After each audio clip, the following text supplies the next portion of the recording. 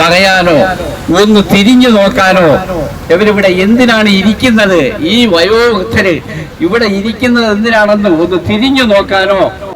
കോരിച്ചൊരിയുന്ന മഴയ്ക്കും തടയാനാകാത്ത സമരവീര്യം. വിവിധ ആവശ്യങ്ങൾ ഉന്നയിച്ചുകൊണ്ട് സെക്രട്ടേറിയറ്റിന് മുന്നിൽ KSRTC പെൻഷനേഴ്സ് ഓർഗനൈസേഷന്റെ നേതൃത്വത്തിൽ നടക്കുന്ന സമരം 10ാം ദിവസത്തിലേക്ക്. സമരത്തിലല്ല, നമ്മുടെ സമരം എന്ന് പറയുന്നത് തന്നെ 13 വർഷത്തിന് മുമ്പുള്ള പെൻഷനാണ് നമ്മൾ വാങ്ങിക്കൊണ്ടിരിക്കുന്നത്. ആ പെൻഷൻ ഒന്ന് പരിഷ്കരിക്കണം. യഥാർത്ഥത്തിൽ 13 കൊല്ലത്തിന് മുമ്പുള്ള നമ്മുടെ വില നിലവാരവും ഇന്നത്തെ വില നിലവാരവും ഒന്ന് തട്ടിച്ചു നോക്കിയാൽ അറിയാം ഈ നമ്മളുടെ ഇന്നത്തെ പരിതാപകരമായ പോക്ക്. 13 കൊല്ലത്തിന് മുമ്പുള്ള പെൻഷൻ വാങ്ങി ഏത് രീതിയിൽ ഇന്ന് നമ്മൾ ജീവിക്കുമെന്നുള്ളത്. നിത്യോപയോഗ സാധനമായാലും ശരി, മറ്റ് ഏത് സാധനമായാലും ശരി, പിന്നെ വീട്ടാവശ്യത്തിനുള്ള കറണ്ട് ഉൾപ്പെടെയുള്ള എല്ലാ സാധനങ്ങൾക്കും വിലക്കടയിൽ തള്ളിക്കാനും നമുക്ക് കഴിഞ്ഞുവെങ്കിൽ അതേപോലെ തന്നെയാണ് ഇപ്പോൾ നമ്മൾ പെൻഷൻ പരിഷ്കരണം നടപ്പിലാക്കണം എന്ന് ആവശ്യപ്പെട്ടുകൊണ്ടുള്ള ഒറ്റ ഡിമാൻഡിലാണ് നമ്മൾ. മറ്റ് ഡിമാൻഡുകളെല്ലാം അതിനുശേഷം എന്തായാലും പെൻഷൻ പരിഷ്കരണം നടപ്പിലാക്കാതെ നമുക്ക് ഈ സമരത്തിൽ നിന്നും പിന്മാറാൻ കഴിയില്ല എന്നുള്ളത് ഒരു നഗ്ന സത്യമാണ്.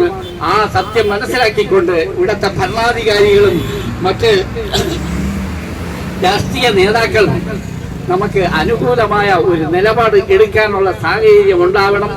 എല്ലാ പ്രാവശ്യവും ഭരണകക്ഷിയാണെങ്കിൽ പ്രതിപക്ഷമെങ്കിലും സമരം ചെയ്യുന്നവർക്ക് അനുകൂലമായി വാർത്തകളെങ്കിലും കൊടുക്കും. അതുപോലെ തന്നെ ദൃശ്യമാധ്യമങ്ങളും പത്രമാധ്യമങ്ങളും എല്ലാം വലിയ പ്രാധാന്യം കൊടുത്തുകൊണ്ട് വാർത്തകൾ പ്രചരിപ്പിക്കുമായിരുന്നു. പക്ഷേ നമ്മുടെ സമരം ഇപ്പോൾ കണ്ടില്ല എന്ന് നടിക്കുന്ന ഒരു സ്ഥിതിയിലേക്കാണ് ദൃശ്യമാധ്യമങ്ങളും പത്രമാധ്യമങ്ങളും.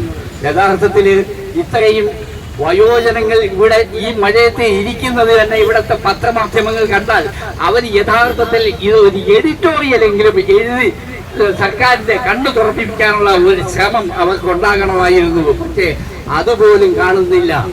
ഇവിടെ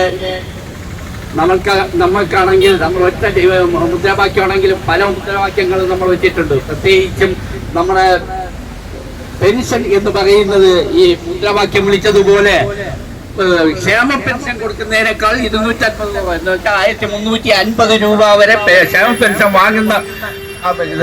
എന്നാലോ ഈ മിനിമം പെൻഷനും എക്സ്ഗ്രേഷ്യ പെൻഷൻ വളരെ കുറച്ചു വാങ്ങുന്നവരെ സംബന്ധിച്ചിടത്തോളം സർക്കാരിന് അവരും ഇവിടുത്തെ മുൻഗണനാ ക്രമത്തിൽപ്പെട്ട ആൾക്കാരാണ്.